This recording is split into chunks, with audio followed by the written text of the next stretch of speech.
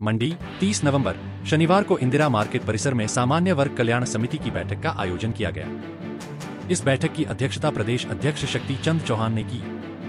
बैठक का उद्देश्य सामान्य वर्ग के साथ हो रहे कथित अन्याय, विशेष रूप से आरक्षण प्रणाली पर चर्चा करना और इसे खत्म करने की मांग करना था। शक्ति चंद चौहान ने कहा कि आरक्षण जातीय आधार पर नहीं बल्कि आर्थिक आधार पर दिया जाना चाहिए। उन्होंने वर्तमान आरक्षण प्रणाली पर सवाल उठाते हुए कहा कि सामान्य वर्ग के अभ्यर्थी 90% अंक लाने के बावजूद नौकरी प्राप्त नहीं कर पा रहे हैं, जबकि 40% अंक लाने वाले उम्मीदवार नौकरी हासिल कर रहे हैं।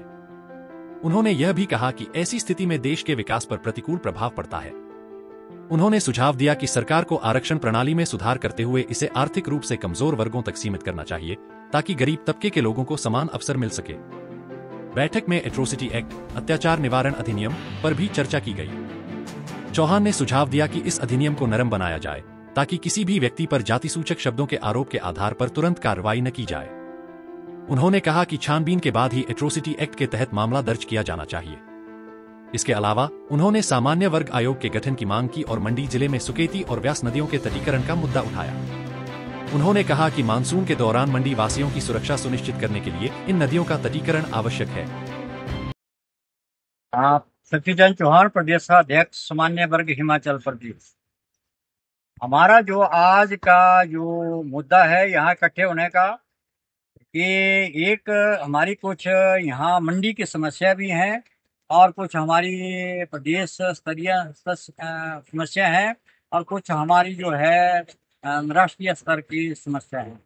तो राष्ट्रीय स्तर की जो समस्या है हमारी, ये आरक्षण को समाप्त किया जाए और आर्थिक आधार पर आरक्षण किया जाए। और प्रदेश स्तरीय जो हमारी समस्या है, सबसे बड़ी समस्या है कि हमारे सामान्य वर्ग के लोग जो हैं 90% अंक वाले रह रहे हैं और 40% वाले जो हैं रिजर्व कैटेगरी के लग रहे हैं। तो हमें बड़ा दुख हो रहा है कि जब 40% वाला डॉक्टर लगेगा या 40% का डॉक्टर लगेगा और 40% का इंजीनियर लगेगा, तो 40% का जब मास्टर लगेगा, जब उसको अपने आप ही नहीं आता तो पढ़ाएगा क्या, बच्चों को क्या पढ़ा सकता है। इसी प्रकार आपने कई बार भी देखा होगा कि कई डॉक्टरों के ऑपरेशन करते बार, सर्जरी करते बार कैंची रह जाती है, भूल जाते हैं, तो भूलते वही लोग हैं जो 40% वाले लोग होते हैं।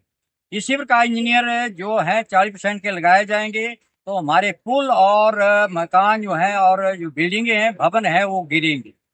तो इसलिए हम चाहते हैं कि 3 डिपार्टमेंट, एक आपका स्वास्थ्य और इंजीनियर और टीचर, इसमें रिजर्वेशन होनी ही नहीं चाहिए। हम प्रदेश सरकार से भी और राष्ट्रीय सरकार से भी मांग करते हैं कि इनमें आरक्षण होना ही नहीं चाहिए।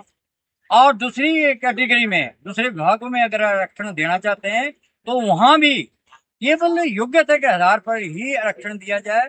और इसके साथ हमारी एक मांग है जो कि एक आयोग का गठन किया जाए, ताकि हम सामान्य वर्ग अपने मांगों को राष्ट्रीय सरकार के पास, राष्ट्र सरकार के पास या हिमाचल सरकार के पास या हमारी मंडी की जो समस्या है मंडी उपायुक्त के सामने रख सके हैं।